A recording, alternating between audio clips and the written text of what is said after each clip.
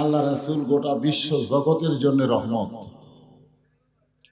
আল্লাহ হচ্ছে রব্বিল আলামিন, আলহামদুলিল্লাহি রব্বিল আলামিন, আর নবী হচ্ছে রাহমাতুল লিল আলামিন। সমস্ত তাফসীর কারক এ বিষয়ে একমত। যতটুকু এরিয়ার রব হলেন আল্লাহ, ততটুকু এরিয়ার রহমত হলেন মুহাম্মাদুর রাসূলুল্লাহ সাল্লাল্লাহু আলাইহি ওয়াসাল্লাম। আমি পবিত্র কালামুল্লাহ শরীফের থেকে একটা আয়াত সূরা বাকারার এই রাসূলের সিরাত সম্পর্কে আলোচনা করব। রাসূলের জীবনকে আমরা দুই ভাগে দেখি, একটা হচ্ছে মিলাদ আর একটা হলো সিরাত। আমার পূর্বে যে ভাই আলোচনা করলেন হালিমাতুস সাদিয়া আমিনা, মানে আল্লাহ রাসূল যে রহমত স্বরূপ দুনিয়াতে এসেছেন,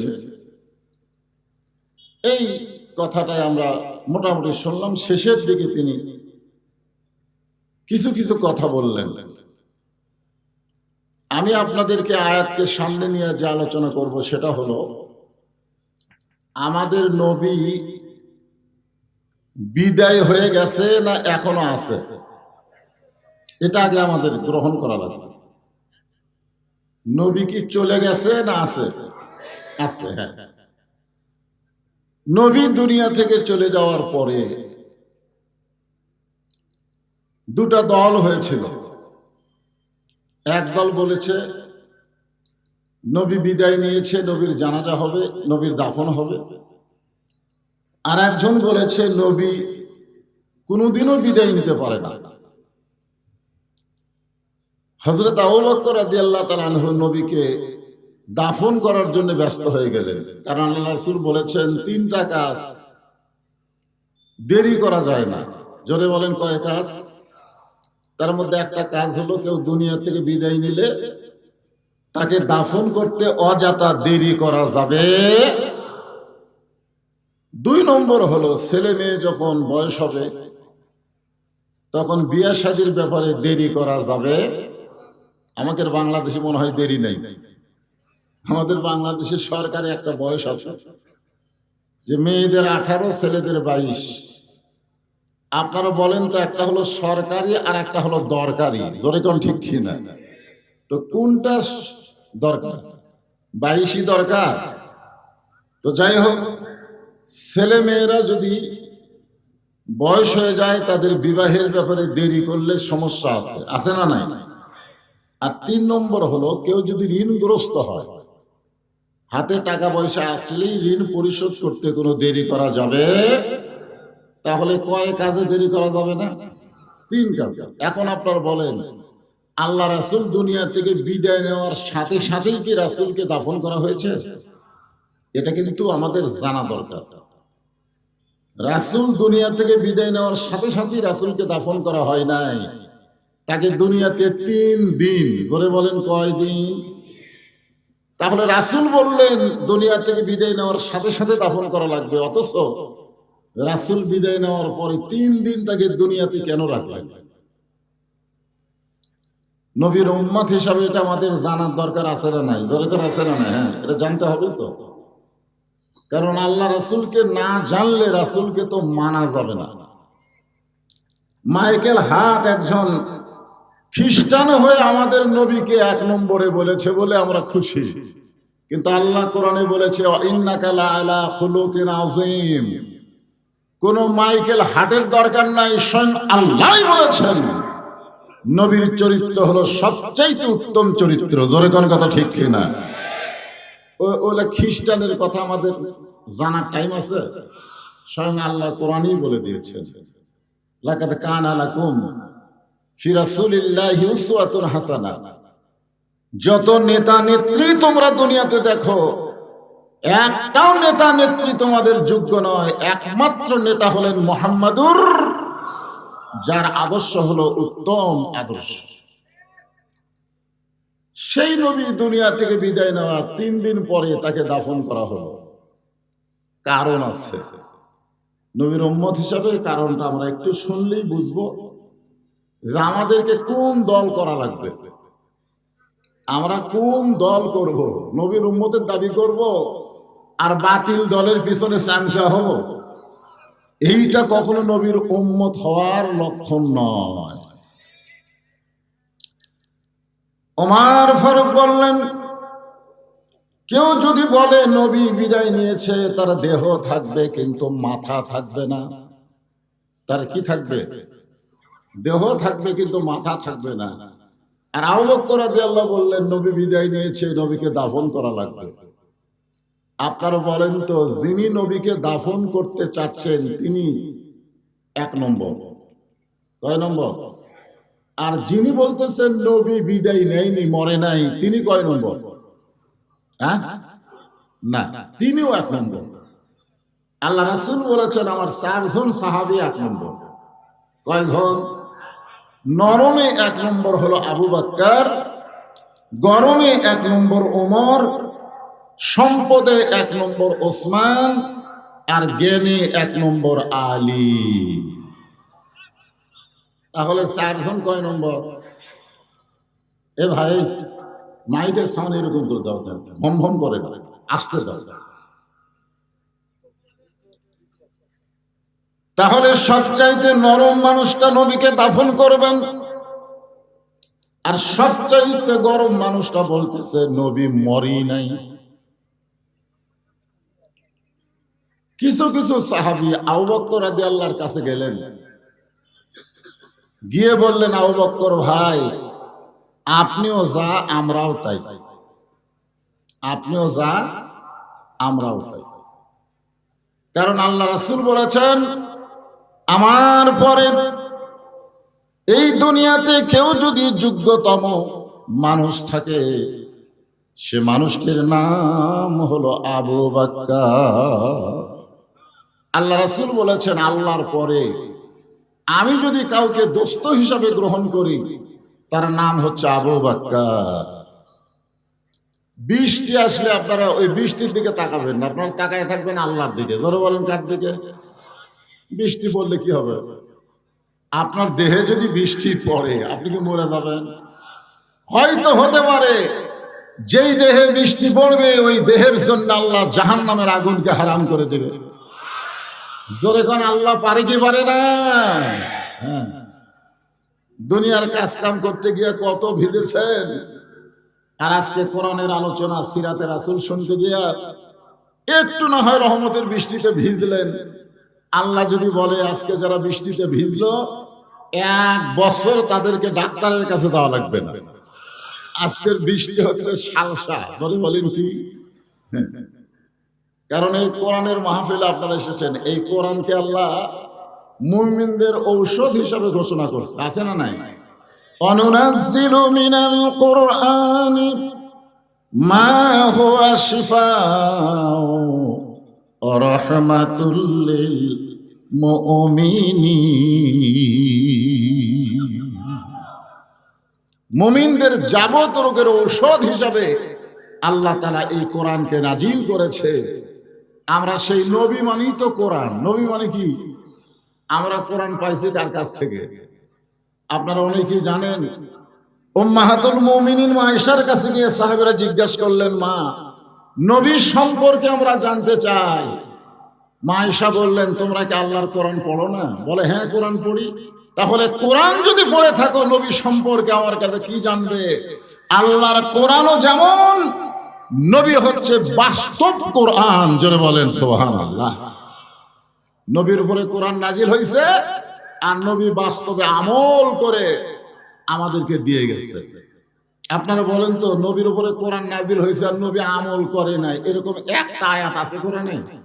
হ্যাঁ, এই জন্যে একটু বৃষ্টি মাঝে মধ্যে পরীক্ষার জন্য হবে, কারণ বৃষ্টি তো শুরু হয়েছে মাহফিল যেদিন থেকে শুরু। আলহামদুলিল্লাহ,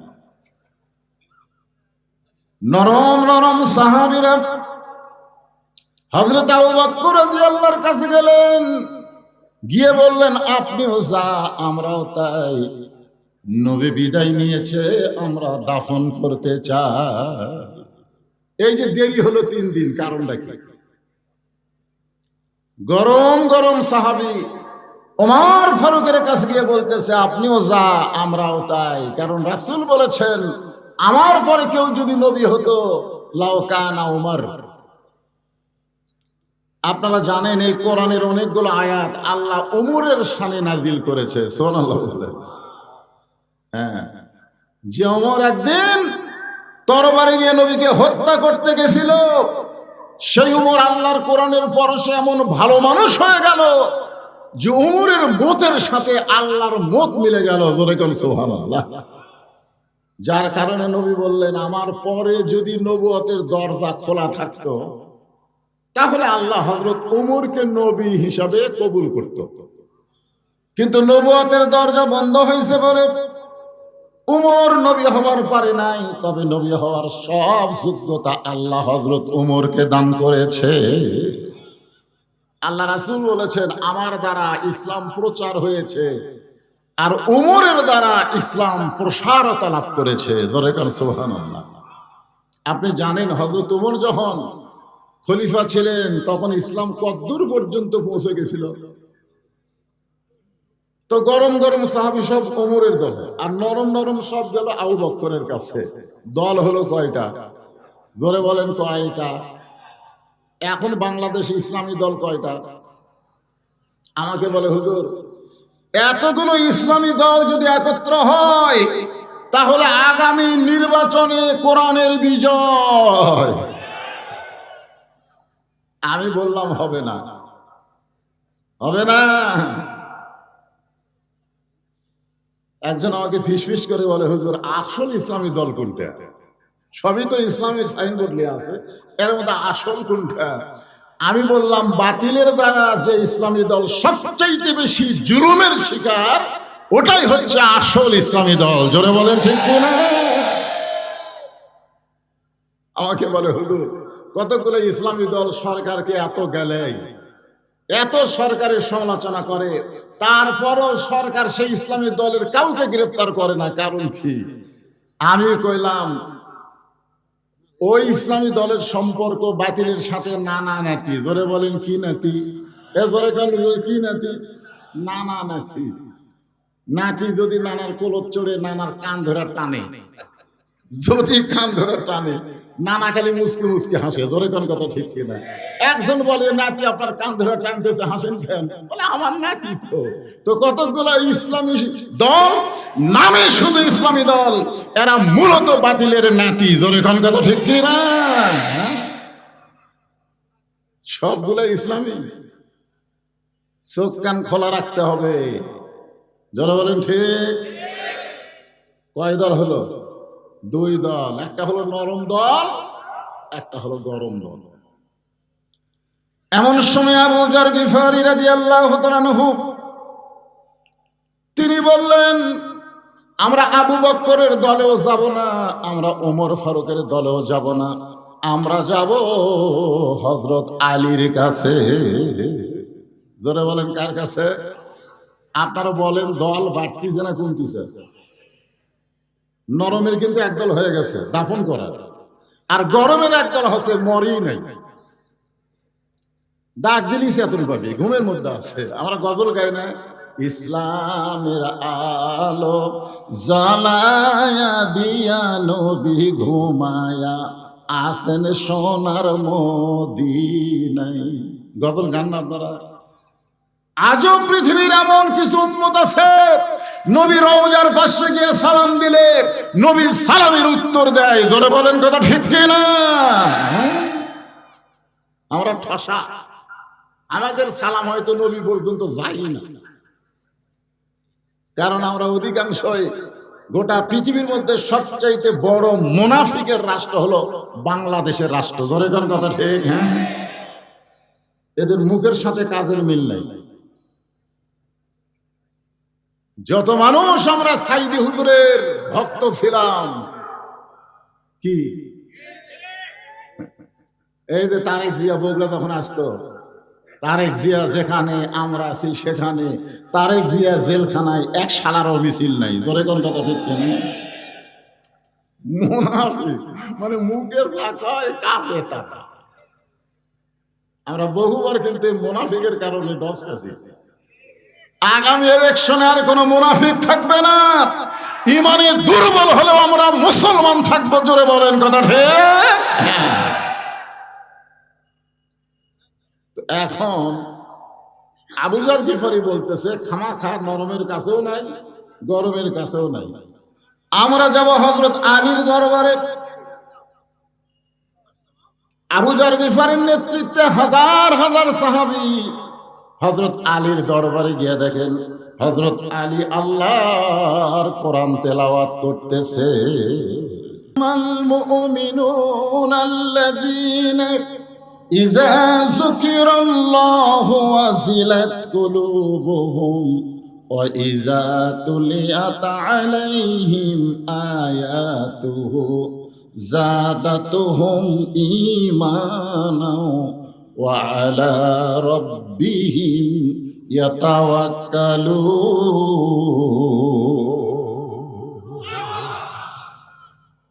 আবু যর গিফারির নেতৃত্বে হাজার হাজার সাহাবী গেছে কোথায়? হযরত আলীর দরবারে। গিয়ে দেখে হযরত আলী কি তেলাওয়াত করে?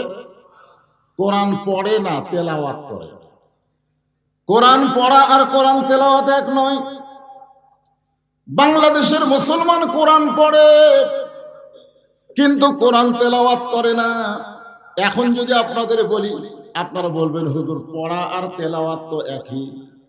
গিরিশচন্দ্র সেন কোরআন পড়েছে কিন্তু তেলাওয়াত করে নাই।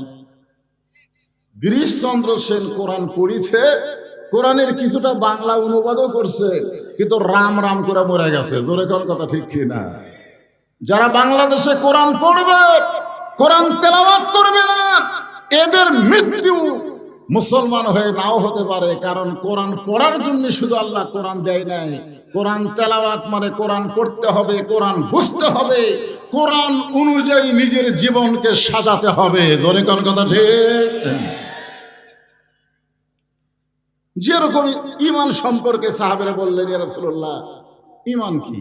রাসূল বললেন ইকরার বিল লিসান, তাসদীক বিল জানান, আমল বিল আরকান। এরই নাম হলো ঈমান। খালি লা ইলাহা ইল্লাল্লাহ মুহাম্মদ রাসূলুল্লাহ পড়লি ঈমান?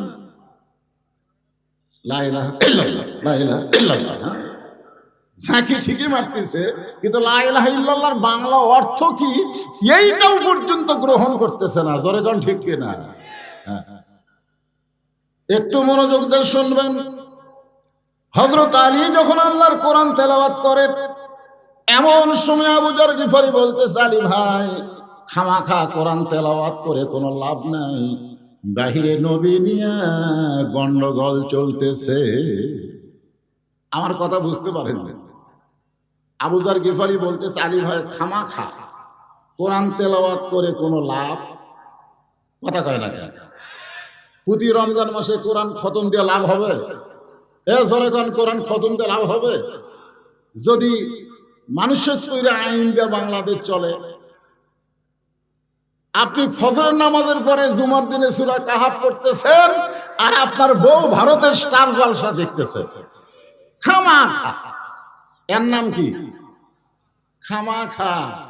কোরআন তেলাওয়াত করে কোনো লাভ নাই, কারণ যার উপর কোরআন নাজিল হয়েছে সেই নবী নিয়ে গন্ডগোল চলতেছে। আমরা আসলাম আপনার কাছে মীমাংসার জন্য। আনা মাদিনাতুল ইলমি ওয়া আলিউ বাবুহা।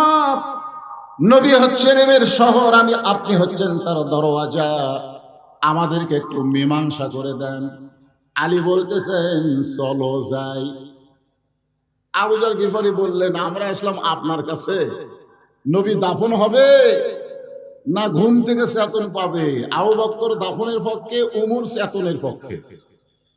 আমরা আসলাম আপনার কাছে মীমাংসার জন্য, আর আপনি আমাদেরকে নিয়ে কোথায় যাবেন?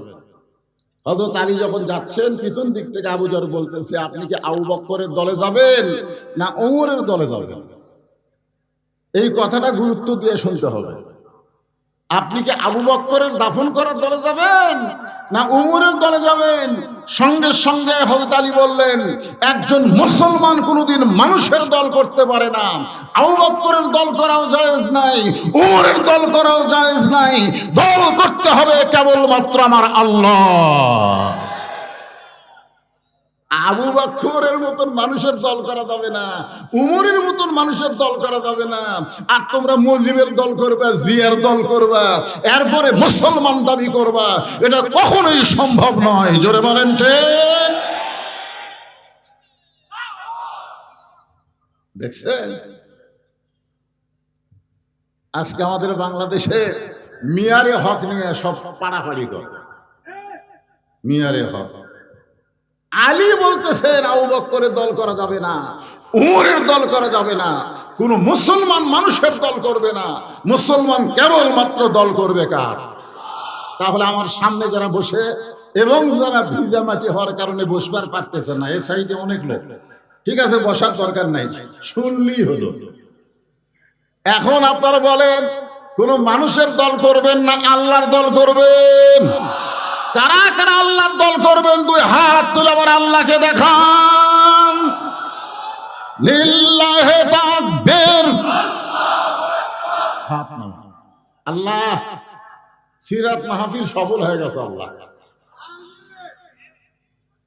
এতগুলা মানুষ সবই তো আল্লাহর দল করে। কি ভাই মানুষের দল করা যাবে? মানুষের দল, মানুষের মতেরই ঠিক নেই, এক এক সময় এক এক কথা কয়, বিপদত ফেলা সব তুইয়া পড়ে যায়। যা করছি করছি আর না। আবু যর গিফারি বললেন আলী ভাই তাহলে আমাদেরকে নিয়ে কোথায় যাবেন? হযরত আলী বলতেছেন তোমাদেরকে নিয়ে এমন একটা জায়গায় যাব যে জায়গায় গেলে মীমাংসা হবে। আপনারা বলেন তো মীমাংসার জায়গার দরকার আছে না নাই? আপনাদের এলাকায় মীমাংসার জায়গা কোনটা? আদালত। আমি নিজের চোখে দেখছি আমার এলাকায়। আমি মসজিদের মধ্যে আসরের নামাজ পড়তে ঢুকবো, নামাজেরও সময় হয়ে গেছে, এমন সময় দেখি তিনজন মুসল্লি খালি ঘড়ি দেখতেছে, হুজুর নাই। ধরে কোন কি নাই? হুজুর নেই। ওরা খালি দরজার দিকে তাকায় আছে, একটা হুজুর আসলেই সামনে দিবি। কিন্তু না, আমি ফাঁকটা দেখে আমি মনে করলাম আমি ঢুকলে তো আমাকে দিবি, দরকার নাই। আমি একটু ফাঁক থেকে সরে এসে দেখি তো ওরা করে। তা আমার এলাকা তো আমি দেখলাম খেয়াল করে একজন জামাত ইসলাম করে, এই তিনজনের একজন কি করে? জামাত ইসলাম করে, একজন আওয়ামী লীগ করে, একজন বিএনপি করে।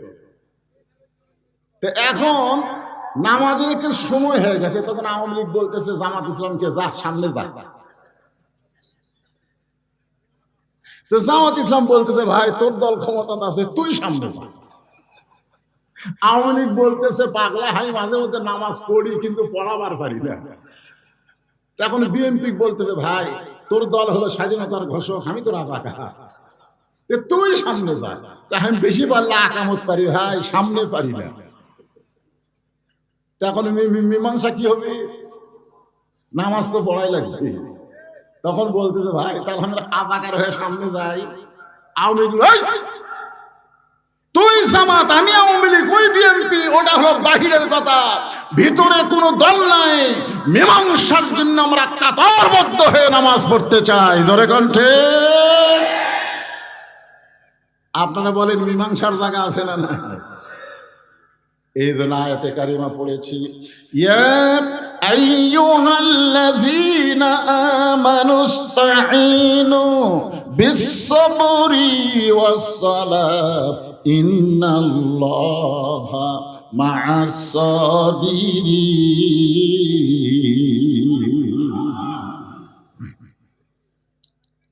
ইন্নাস সালাতা তানহা আনিল ফাহশাই ওয়াল মুনকার। একমাত্র নামাজে পারে মানুষকে যাবতীয় খারাপি থেকে বাঁচায় দিতে। আজকে যদি আল্লাহর দল, কোরআনের দল ক্ষমতায় যায়, ক্ষমতায় যাওয়ার পরে পদ্মা সেতু নির্মাণ করা, উমুক ট্যানেল নির্মাণ করা, ফ্লাইওভার নির্মাণ করা, সব কাজই করবে, কিন্তু সর্বপ্রথম যে কাজটা হলো নামাজকে কায়েমের বিল পাস করবে। ধরে বলেন কথা ঠিক? নামাজ নাই, কিচ্ছু নেই। আল্লাহ রাসূল জীবনের শেষ প্রান্তে সে মা আয়েশার কোলে মাথা রেখে নামাজের জামাত দেখেছে। নবীর চোখ যা দরদর করে পানি পড়তেছে। মা আয়েশা বলে ইয়া রাসূলুল্লাহ আপনি কাঁদতেছেন, আপনার জায়গায় আমার বাবা ইমামতি করতেছে। রাসূল বলে, আয়েশা, এই নামাজের জন্য সারা জীবন আমি এত নির্যাতন ভোগ করেছি, আজকের এই কান্না আমার দুঃখের কান্না না, এই কান্না হলো আমার আনন্দের কান্না। মুসলমান জামাতে দাঁড়িয়ে গেছে, জামাতে দাঁড়িয়ে গেছে। আজকে কলেমার জামাত করলে কোনো সমস্যা নাই, তাবলীগের জামাত করলে কোনো সমস্যা নাই, খালি ইসলামের জামাত করলে সমস্যা। জোরে বলেন কথা ঠিক কিনা? লোকটা নামাজের জামাত করে ভালো লোক বারে, লোকটা কলেমার জামাত করে ভালো, লোকটা তাকলিদ জামাত করে ভালো, লোকটা জামাত ইসলাম করে আর সব জামাত তোমাদের পছন্দ। জামাত ইসলাম কোন জায়গা তাকিয়ে মারছে? যত জামাতি করো কোন জামাত কবুল হবে না যতক্ষণ জামাত ইসলাম না করবে। জোরে বলেন কথা ঠিক। হযরত আলী বললেন, এমন একটা জায়গায় তোমাদেরকে নিয়ে যাব যে জায়গায় গেলে তোমরা মীমাংসা পাবে। হযরত আলী সামনে সামনে আর হাজার হাজার সাহাবী পিছনে পিছনে। যেই ঘরে আল্লাহর নবী ঘুমায় আছে, শুয়ে আছে কিংবা বিদায় নিয়েছে, এই ঘরটা হলো মা আয়েশার ঘর। জোরে বলেন কার ঘর? ওই ঘরের দরজা দিয়ে হযরত আলী দাঁড়ালেন। হযরত আলী দাঁড়ালেন মা আয়েশার ঘরের দরজায়। আবু বকর রাদিয়াল্লাহু দৌড়ে এসে বলতেছে, আলী, রাসূল সুবহে সাদিকে দুনিয়া থেকে বিদায় নিছে, আমি তাকে দাফন করতে চাই, কিন্তু উমর যে খেপা খেয়েছে, তুমি যদি একটু আগে আসতা উমরের ক্ষমতা হতো না যে বাধা দিত। আপনারা বলেন তো, হযরত আলী যার পক্ষে যাবে তার বিপক্ষে কোনো লোক থাকবে? জ্ঞানের দিক দিয়ে, শক্তির দিক দিয়ে, কথা কন না কেন? জ্ঞানের দিক দিয়ে হযরত আলীর চাইতে বড় জ্ঞানী আছে? শক্তির দিক দিয়ে আসাদুল্লাহিল গালি, এটা কাউয়া কাদের না, মাজা ভাঙ্গা তাও ডাকে খেলা হবে, খেলা হবে, এটা কাউয়া কাদের।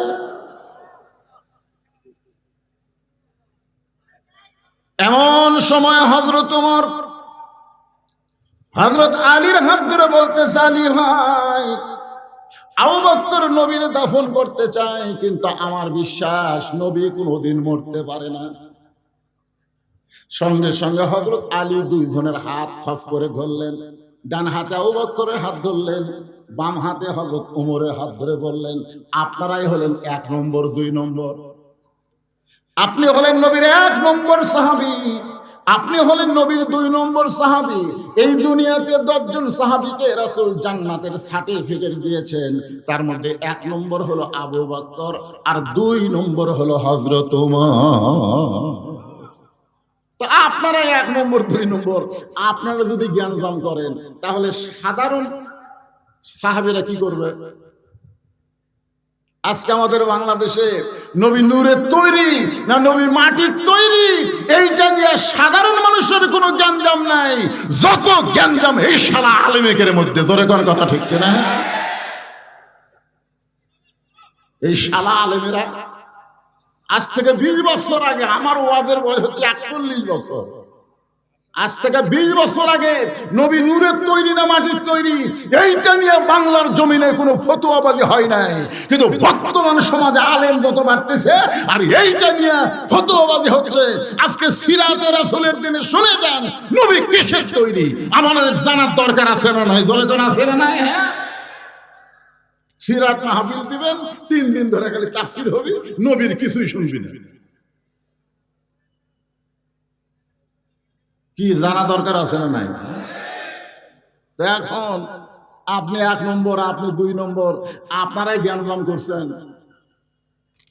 তাহলে সাধারণ সাহাবীর খবর কি? আবু বকর বলে, ওমর, নবী সুবহে সাদিকে বিদায় নিয়েছে, দাফন করতে চায়। আবু বকর বলে, আলী, নবী সুবহে সাদিকে বিদায় নিয়েছে, দাফন করতে চাই। ওমর ফারুক বলতেছে, আলী ভাই, ডাক দিলেই নবী চেতন পাবে। আলী বলতেছে, তাহলে জ্ঞানজাম করে লাভ নাই, তদন্ত করে রিপোর্ট দেওয়া লাগবে।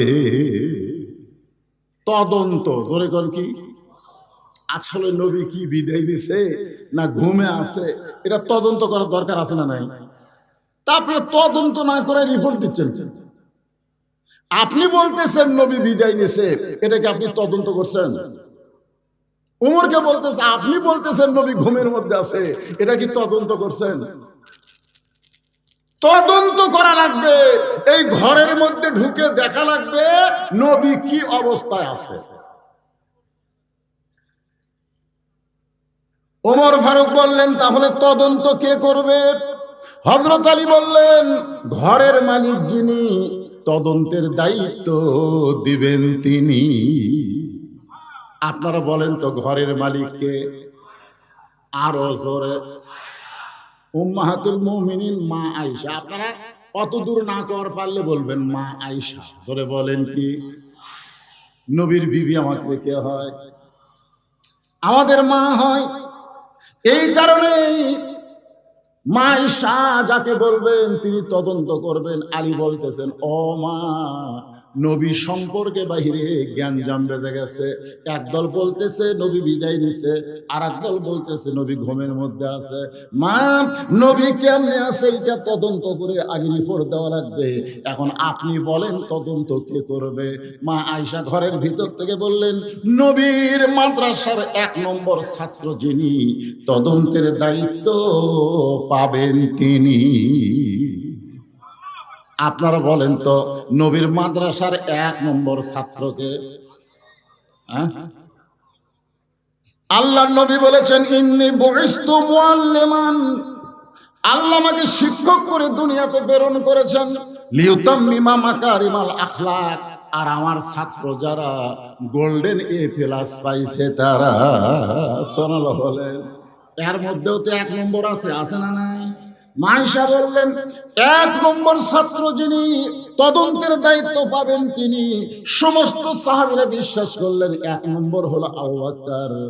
আবু বকর এখন মা আয়েশার ঘরের দরজায় সালাম দিচ্ছেন, আসসালামু আলাইকা ইয়া রাসূলুল্লাহ। সুবহানাল্লাহ বলেন। সালাম দেওয়ার সাইজ আছে না নাই? এজরাকান আছে না নাই? আল্লাহ রাসূল বলেছেন, আসসালামু ক্বাবলাল কালাম, কোনো কথাবার্তা বলার আগেই দেওয়া লাগবে সালাম।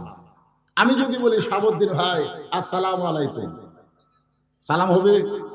আমি যদি বলি আলমগীর ভাই আসসালামু আলাইকুম, সালাম হবে? আমি যদি বলি চেয়ারম্যান সাহেব আসসালামু আলাইকুম, সালাম হবে? কেন হবে না?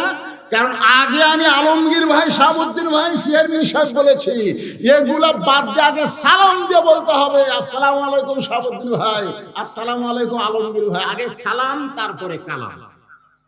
তাহলে যারা বলে ইয়া নবী সালাম আলাইকা, আপনারা বলেন তো এরা সালামের আদব আদায় করলো? আগে ইয়া নবী কইয়া তারপরে সালাম দিল। আমি যতবার হজ করতে গেছি ইয়া নবী সালাম আলাইকা দেওয়া কাকু দেখিনি। সবাই বলেছে আসসালামু আলাইকা ইয়া রাসূলুল্লাহ, আসসালামু আলাইকা ইয়া হাবিবুল্লাহ। আগে সালাম তারপর ইয়া রাসূল, আগে সালাম তারপর ইয়া নবী। জোরে বলেন কথা ঠিক না? আগে ইয়া নবী কে? ইয়া নবী দল আছে নাকি? কথা কয় না কেন? আচ্ছা, বাজান কোন ফিতনা বাজানোর জন্য না, নবীর হাদিস এটাকে আপনারা মানেন। আসসালামু ক্বাবলাল কালাম, এটাকে আপনারা মানেন? মানেন? অনেক বক্তারা ভুল করে। আজকের মাহফিলের সম্মানিত সভাপতি, আজকের মাহফিলের সম্মানিত প্রধান অতিথি, আজকের মাহফিলের সমস্ত শ্রোতা মণ্ডলী, সবাইকে লক্ষ্য করে আমার সালাম, আসসালামু আলাইকুম। কিন্তু আগে এত কথা কইয়া তারপরে সালাম দিলি করে। সালাম দেওয়ার পর আপনি সভাপতিগণ, প্রধান অতিথিগণ যা ইচ্ছা তাই কর, আগে সালাম দেওয়া লাগবে। নবীর এই হাদিস অনুযায়ী আগে কি? সবাই বলেন আগে কি? আরো জোরে। আবু বকর রাদিয়াল্লাহু সালাম দিলেন, আসসালামু আলাইকা ইয়া রাসূলুল্লাহ। ওমর ফারুক এসে আলীকে বলতেছে, আলী ভাই, যেভাবে আবু বকর সালাম দিল, নবী তো মরে নাই, কারণ মরা মানুষকে তো এইভাবে সালাম দেয় না, আসসালামু আলাইকা খুব খেয়াল করবেন, আমার ব্যাপারে কুম হবে কিন্তু নবীর ব্যাপারে কুম হবে না। নবীর ব্যাপারে কা শব্দ উল্লেখ করা লাগবে। মা আয়েশা দরজা খুলে দিলেন, মা আয়েশা দরজা খুলে দিলেন। আবু বকর রাদিয়াল্লাহু নবীকে তদন্ত করার জন্য যখন পা বাড়াইছেন, এমন সময় মা আয়েশা খপ করে বাবার হাত ধরে বলতেছেন, বাবা, নবী তদন্ত করার আগে আমার 3টা প্রশ্নের উত্তর দিবেন। ধরে কোন কয় প্রশ্ন? আমার দিয়ে খেয়াল করেন, কয় প্রশ্ন? 3টা প্রশ্নের উত্তর দিবেন। 1 নম্বর প্রশ্ন হলো, আপনি কি আল্লাহর কোরআন দাফন করতে পারবেন? আপনি যে নবী দাফনের কথা বলতেছেন, আপনি কি আল্লাহর কোরআন দাফন করতে পারবেন? 2 নম্বর প্রশ্ন হলো, বাবা, 6 বছর বয়সে আমাকে কার সঙ্গে বিয়ে দিছেন? আমার যখন 6 বছর বয়স, এই বয়সে আমি তো বিয়া বুঝতাম না, আপনি কার সঙ্গে আমাকে বিয়া দিছেন? আমার 3 নম্বর প্রশ্ন হলো, বিয়া আমার জন্য দিছেন না আপনার জন্য দিয়েছে? কয় বছর? খেয়াল করেন, সিরাতে রাসূল সম্পর্কে অরিজিনাল জিনিস জানা হবে ভাই, খেয়াল করে শোনেন। 1 নম্বর হলো, আপনি কি আল্লাহর কোরআনকে দাফন করতে পারবেন? আপনারা কি এই কোরআনকে দাফন করতে পারবেন? পারবেন? 2 নম্বর প্রশ্ন হলো, 6 বছর বয়সে আপনি আমাকে কার সাথে বিয়ে দিছেন? মানুষের সাথে দিছেন না নবীর সাথে দিছেন? আর 3 নম্বর প্রশ্ন হলো, 6 বছর বয়সে তো আমি বিয়া কিছুই বুঝি না, তাহলে বিয়াটা কি আমার জন্য দিছেন না আপনার জন্য দিছেন? এই 3টা প্রশ্নের উত্তর দিয়ে আপনি নবী তদন্তে যাবেন।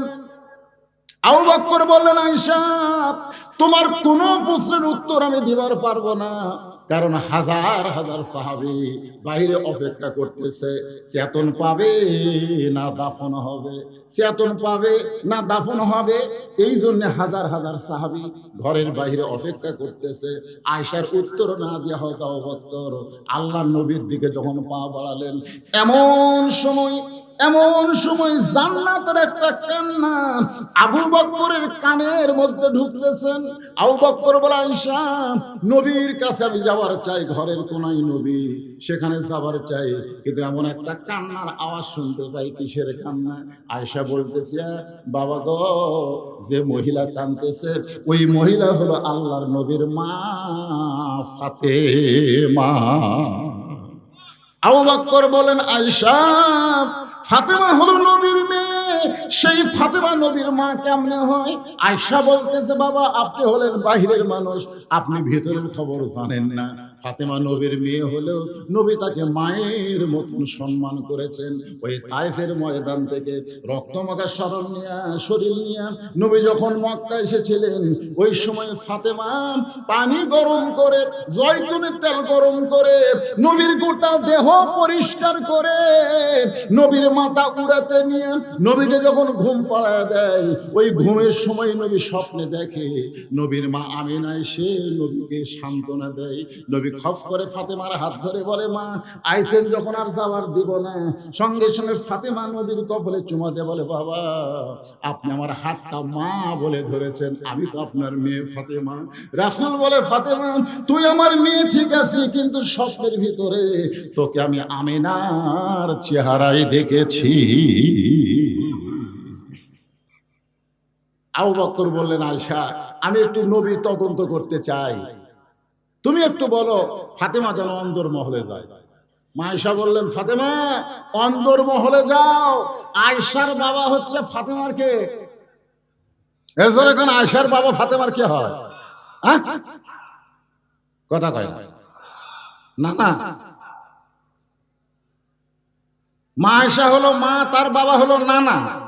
অথচ বললেন, ফাতেমা অন্দর মহলে যাও। মেয়েদের জন্য একটা মহল থাকবে, যেই মহলটা হলো অন্দর মহল। ওই মহলের মধ্যে কোনো পুরুষ মানুষ ঢুকতে পারবে না। ইমাম গাজ্জালি বলেন, অন্দর মহল মানে হলো একটা মহিলা মারা গেলে ওই মহিলার লাশ যারা কবরের মধ্যে নামাতে পারবে, কেবলমাত্র তারাই অন্দর মহলে ঢুকতে পারবে। এখন আপনার বাড়িতে যদি মহিলা থাকে, ওই ঘরের মধ্যে কারা কারা ঢুকবে আপনি হিসাব করেন। আপনার বউ যদি মারা যায়, আপনি বলেন তো কারা কারা লাশ ধরে কবরের মধ্যে নামাবার পারবে? আপনি হিসাব জানেন? দুলা ভাই পারবে? দুলা ভাই শালি মারা গেছে, দুলা ভাই বলতেছে আমার আদর শালি মারা গেছে, আমি একটু কবরত নামাবো, আপনারা কি বলবেন? হারাম। দুলা ভাই শালির লাল ধরা হারাম। দুলা ভাই সাইডে মুচকে মুচকে হাসে আর কয়, এই শালি কতদিন আমার হুন্ডার পাশে চললো, হাইড্রোলিক ব্রেক ধরলাম, শালি আমার চাপে ধরলো, একজন হারাম কয় না রে, আর মরার পরই হারাম। যে কয়জন পুরুষ মানুষ একটা মহিলাকে কবরের মধ্যে নামাতে পারবে, মহিলার খাটনি কান্দে নিবার পারবে, ওই সকল পুরুষ ছাড়া অন্দর মহলে কোনো পুরুষ ঢুকতে পারবে।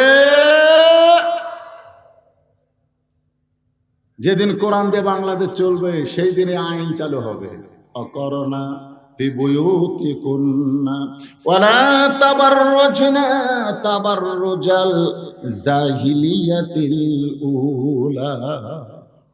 আবু বকর রাদিয়াল্লাহু আল্লাহর নবীকে তদন্ত করতে গেছে, তদন্ত করতে গিয়ে দেখে নবীর মাথার কাছে একজন খাড়া হয়ে আছে, তার নাম হলো হাসান। ধরে কোন তার নাম কি? নবীর পায়ের কাছে একজন দাঁড়ায় আছে, তার নাম হলো হোসাইন। যেই মাত্র আবু বকর গেছে নবীর কাছে, সঙ্গে সঙ্গে দুই ভাই দৌড়ে এসে আবু বকরের দুইটা হাত ধরে বলতেছে, ওগো মুরব্বি, সকাল থেকে নানা নানা বলে ডাকতেছি, এখন পর্যন্ত নানা কোনো কথা কয় না, আমরা নানা ছাড়া বাঁচবো না, আপনি নানাকে ডাক দেন, কারণ নানার মুখে গল্প শুনেছি, আপনার মতন ভালো মানুষ দুনিয়াতে কেউ নাই। আবু বকর চমকে গিয়ে বলতেছে, তোমার নানা আমার কি গল্প করেছে? হাসান হোসেন খুব দুষ্ট ছিল, দুষ্টামি যখন করতো আল্লাহ নবী বলতেন, ও হাসান হোসেন আয় ভাই, তোদেরকে একজন মহামানবের গল্প শোনাই। হাসান হোসেন তখন নবীর কাছে বসে বলে, না না, তাহলে একজন মহামানবের গল্প শোনান। এবার আল্লাহ নবী বলে, তাহলে শোন, একদিন বলেছিলাম গভীর রাত্রে মক্কা থেকে মদিনায় হিজরত করব। এই কথা বলার 6 মাস পরে মক্কা থেকে মদিনায় হিজরত করার জন্য আবু বকরের ঘরের দরজায় ডাক দেওয়ার সঙ্গে সঙ্গে দরজা খুলে দেয়। আমি বললাম, আবু বকর তুমি কি ঘুমাও না? আবু বকর বলে, রাসূলুল্লাহ ওই যে 6 মাস আগে বলেছিলেন আমাকে সঙ্গে করে মদিনায় যাবেন, আজ পর্যন্ত আমি ঘুমাইনি, বরং সারা রাত দরজায় দাঁড়িয়ে থাকি। হাসান হোসেন বলে, না না, ওই মহামানব সম্পর্কে কি আর কোনো গল্প নাই? রাসূল বলে, হাসান রে, হোসেন রে, শোন, ওই গাড়ে সুরের মধ্যে আমি দুর্বল হয়ে যখন ঘুমায় যাই, আবু বকর তখন ছিদ্রের মুখে পা লাগায়, বিষাক্ত সাপ পায়ে কামড় দেয়, কিন্তু আবু বকর আমাকে ঘুম থেকে ডাক দেয় না। একসঙ্গে আবু বকরের চোখের পানিতে আমার ঘুম ভাঙ্গে যায়। আমি বললাম, আবু বকর কি জন্য কাঁদতেছো? বাড়ির কথা মনে করে কান্দো, বিবির কথা মনে করে কান্দো। আবু বকর বলে, রাসূলুল্লাহ আপনি যখন ঘুমায় গেছেন আমি ছিদ্রের মুখে পা দিয়েছি, কি জানো বারবার আমারে কামড় দেয়। রাসূল বলে, আবু বকর তোমার সাপে কামড় দেয়, তুমি আমারে কেন যতন করো না? আবু বকর বলে, হুজুর আমার জীবনের চাইতে আপনার ঘুমের দাম অনেক বেশি, আমি আমার জীবনের চাইতেও আপনার ঘুমকে বেশি ভালোবাসি। আর কতগুলা শালারা কয়, ওয়াইস করুনি সব দাঁত ভাঙ্গিছে। শালারা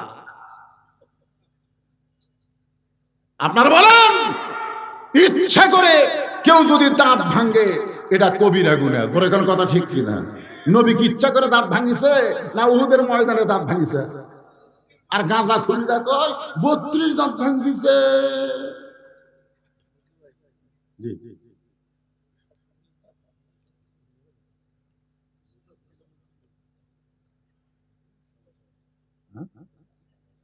আলহামদুলিল্লাহ।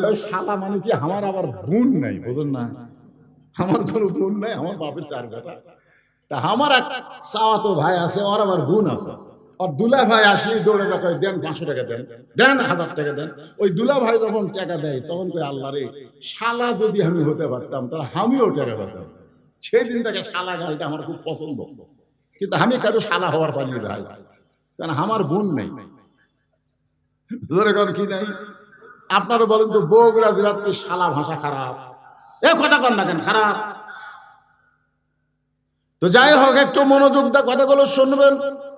আবু বকর রাদিয়াল্লাহর দুইটা হাত দুইজন চাইবা ধরছে। এমন সময় আবু বকর বলতেছে, ওমর তুমি ঠিক বলেছো, তুমি ঠিক বলেছো। হাসান হোসেনকে সঙ্গে করে যখন দরজা খোলা আবু বকর বের হয়, আলী বলতেছেন, আল্লাহর নবীর খবর কি? নবী দাফন হবে না চেতন পাবে? আবু বকর বলতেছে, দাফন হবে না চেতন পাবে এটা আমি বলবো না, এটা আলী আল্লাহর কোরআন থেকে বলবে। সবাই বললো, আপনি কেন বলবেন না? বলে, আমার দুই হাত ধরে আছে, সেটা দেখছে। এ হাসান হোসেনের সামনে আর নানার কথা বলা যাবে না। আমি একটু চলে যাই। নবী কি হবে? দাফন হবে না চেতন পাবে? হযরত আলী আল্লাহর কোরআন থেকে সিরাত আপনাদের সামনে বয়ান করবে। এখন হযরত আলী আল্লাহর কোরআন থেকে কি বয়ান করবে? কারা কারা শুনবেন? আল্লাহকে একটু হাত দেখেন তো দেখি। আল্লাহ হাত দেখে। লিল্লাহি তাকবীর। হাত নামান। হযরত আলী ঘোষণা করবেন সিরাতে রাসূল।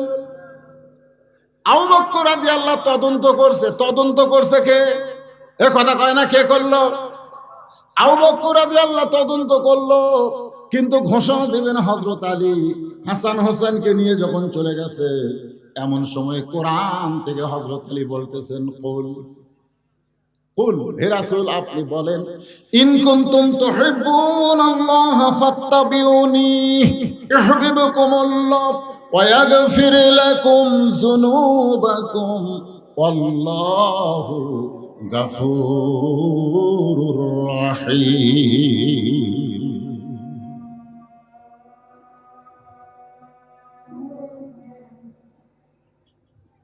এই আয়াতের বাংলা অর্থ জানেন?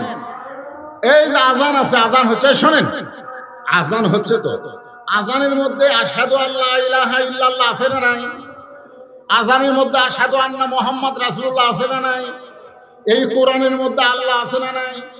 এই কোরআনের মধ্যে মুহাম্মদ আছে না নাই? নামাজের মধ্যে আল্লাহ আছে না নাই? নামাজের মধ্যে নবী আছে না নাই? এজোর এখানে আছে না নাই? আল্লাহ থাকবে যতক্ষণ, নবীও থাকবে ততক্ষণ। নবী কোনদিন মরতে পারে না। নবী হলো প্রত্যেকটা উম্মতের আদর্শ। জোরে বলেন কথা ঠিক কিনা?